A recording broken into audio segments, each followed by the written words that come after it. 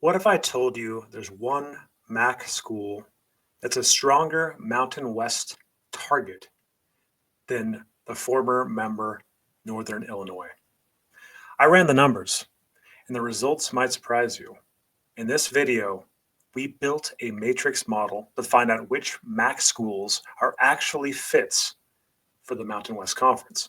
We're talking real data here, home viewership, football success, brand strength, market size, and geography, charts, visuals, matchups.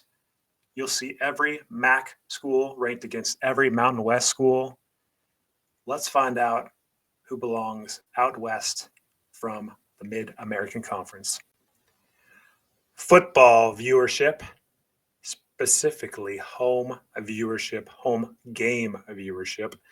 We've got a long period of time we're looking at here, 2012 through 2024. These are all the Nielsen rated games from that time period, summed up, totaled up. And what we're looking at right here is Air Force showing out in first position here with an 8.7 million figure.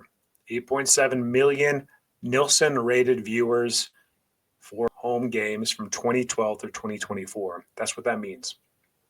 Toledo, 8.6 million. San Jose State, 7.1 million. And then Northern Illinois and Wyoming show up to round out the top five. Look, home game viewership matters tremendously to media companies. A media company can only sell the rights to home games and not away games. So any school that we're looking at as far as a realignment candidate, we're going to take a look at their home game viewership.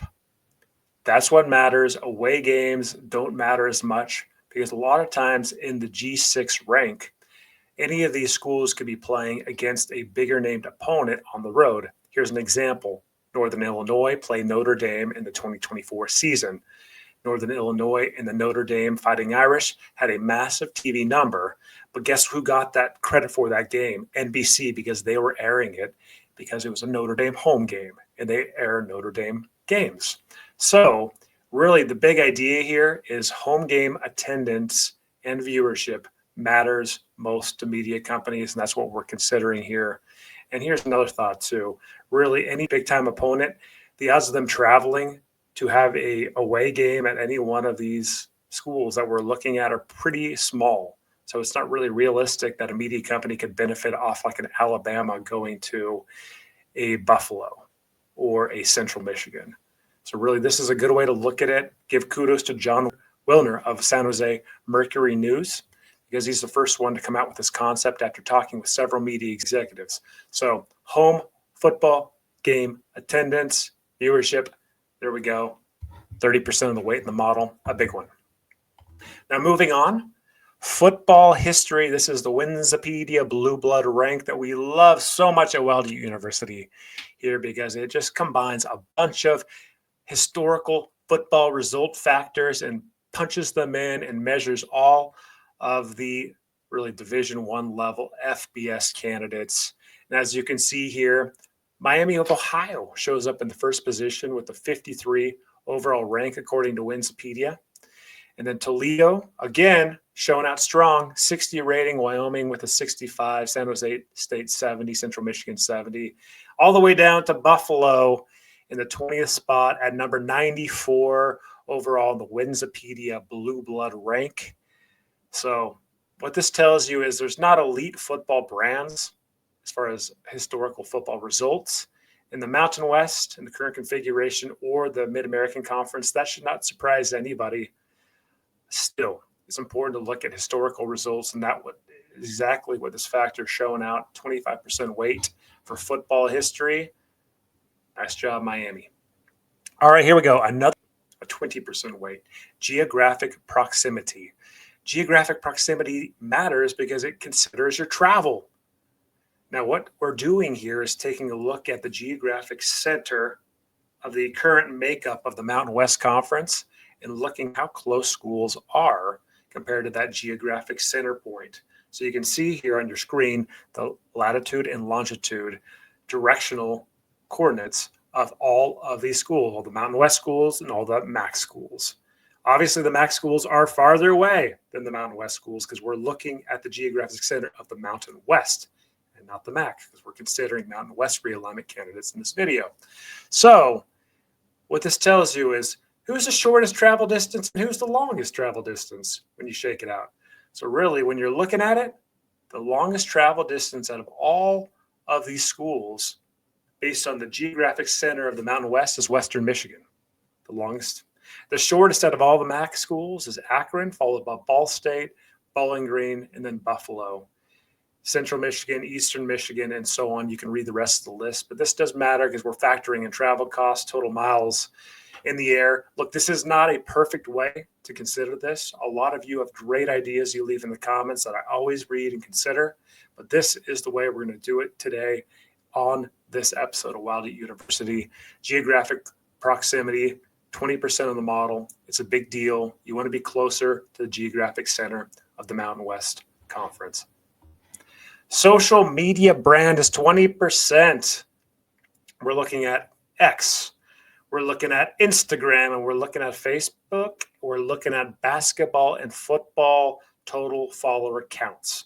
We're adding all of the X, all the Instagram, and all the Facebook followers for basketball and men's basketball and football together. And we're combining all those and showing you exactly what that reads. Wyoming, when you bunch all those figures together, all the followers, they have 303,000 total followers. That gives you an indication of the brand strength. UNLV comes at second with 268.9 thousand followers. Nevada, Hawaii, Western Michigan, Ohio, Central Michigan, and so on. Last, Ball State. 117,000 followers across those three platforms in men's basketball and football. Again, this is an indication of overall brand strength, how many people want to be associated with your sports for your school, and the most two popular sports. So 20% of the model, brand strength, the top MAC teams, Western Michigan, Ohio, Central Michigan, Miami of Ohio, Toledo. Moving on here to the media market. Now, check out the media market. This is going to be a new idea. Okay. So we're going to look at a media market DMA information, and then we're also going to apply a proration share to that media market to get an idea of how many really eyeballs each school is accounting for. Let's take UNLV as an example. The Las Vegas market, the DMA size, and that's the designated market area, is roughly 2,097,000 DMA households. Those are households with a television set inside them. So we're talking not just people, we're talking about households with a TV inside it. Look, UNLV is the only game in town in Vegas. There's no competing schools. They're it. They're going to get 100% of the market share in this case because no other competing school is more popular than UNLV. So therefore, for the adjusted DMA homes, they get the full 2,097,000 homes. And so let's look at a different example. Miami of Ohio, which shows up at number 6 in the media market map here that we're looking at. So Miami of Ohio is in the Cincinnati DMA. That's where they get lumped into. And in the Cincinnati DMA, there's roughly 2,124,000 TV watching homes. But Miami of Ohio is not the biggest game in town in the college world. It's actually, since Cincinnati, the Bearcats are in that market. Ohio State obviously gets a lot of views too in the Cincinnati market. But we're going to apply the metric of looking at the Cincinnati Bearcats.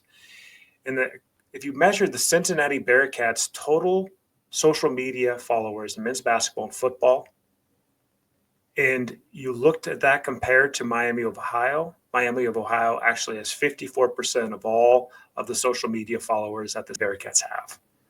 And when you prorate the DMA homes of 2,124,000 down, multiply by 50%, consider the 54%, then you get an adjusted total of 1,149,000 adjusted DMA homes that we're considering your real media market for each one of these schools. But when you're looking at this map, It shows the adjusted DMAs, and that's factored into the model, a 15% weight in the model. So one of the smaller weights in the overall model, but still significant. But that's the conceptual idea. And now let's move on here and look at the overall. And this is what you all want to see. This is what matters. When you punch all the data together and you squish it, what does it come out with? Okay, there are 4 different tiers of candidate for Mountain West expansion out of the MAC. There's a tier 1, tier 2, tier 3, tier 4. Believe it or not, Toledo, according to the data, is a better candidate than Northern Illinois. Toledo is a tier 1 candidate with a strong football home viewership rank, with a strong football history rank, and a pretty good social media brand rank too that puts them right behind UNLV for the best total candidates. This is saying that Toledo is a better candidate than the vast majority of the Mountain West. Toledo is a no-brainer. If you can get the Mountain West, do it. Do it. Do it. Then out of the MAC, the number 2 overall candidate obviously would have been Northern Illinois. They're now in the Mountain West as a football-only member. But really looking beyond that is Ohio, the Bobcats, sitting in 9th overall position, a tier 2 candidate. A strong, solid candidate, Ohio Bobcats for Mountain West expansion. Moving down the list, Miami of Ohio, right behind the Ohio Bobcats. So Miami of Ohio, 9th position, tier 2 candidate, and 2 additional MAC schools are tier 2 candidates, and that's Western Michigan and Central Michigan. These 2 are so dang close, that's basically an either or based on the data. Who do you want? Do you want Western Michigan? Do you want Central Michigan? Pick your poison. It's almost a 50-50 on if you were going to grab one of those Michigan-based schools and pass on Ohio for a variety of reasons, including political reasons in the state. If you had to go into Michigan, to pick Western Michigan or Central Michigan, and the data would support it all the same. Now, looking at the tier 3 and tier 4 candidates, these aren't really realistic ads for the Mountain West, largely because of a variety of factors. Bowling Green shakes out next on the list, Buffalo following, and then you're looking at the true tier 4 candidates. These are just no ads. These are hard-nosed, and that's Ball State, Kent State, Akron, and last on the list is Eastern Michigan. So there you go. You've got 4 tiers of Mountain West candidates with an absolute no-brainer ad, folks, of Toledo. We know the Mountain West has took a swing at Toledo in the past. There has been reports about that over the last year to add them as a football-only member with Northern Illinois. It makes perfect sense why. They are a beautiful candidate to pair with Northern Illinois as a football-only member. And you add a new state, you add a great brand. Toledo is the team to go with. If you can't get Toledo, if you can't get into the state of Ohio with the Ohio Bobcats or Miami of Ohio, pick Western Michigan, Central Michigan. That's the play for the Mountain West to get up to more members, to build the conference, build that more central eastern footprint that you want to improve your media markets. So there you have it, Toledo. So after crunching the numbers, analyzing the brands, and stacking the data, some MAC schools actually do fit the Mountain West Conference mold better than you'd think. Now, this isn't predicting realignment, but it is showing who makes the most sense if the Mountain West decides to expand east. Now, let me know in the comments, who do you think would be the perfect Mountain West addition? And don't forget to like and subscribe for more college football realignment analysis. Class is dismissed.